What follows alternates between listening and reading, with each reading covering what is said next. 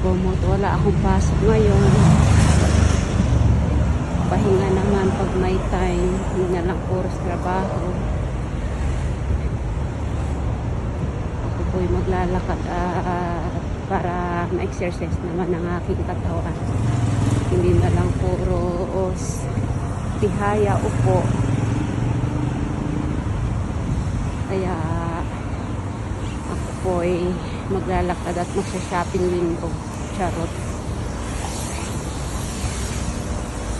Window lang po.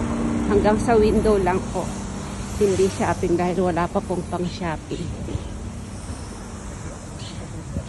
Marami pa pong pagkakagastusan. Kaya saka na lang muna yung shopping.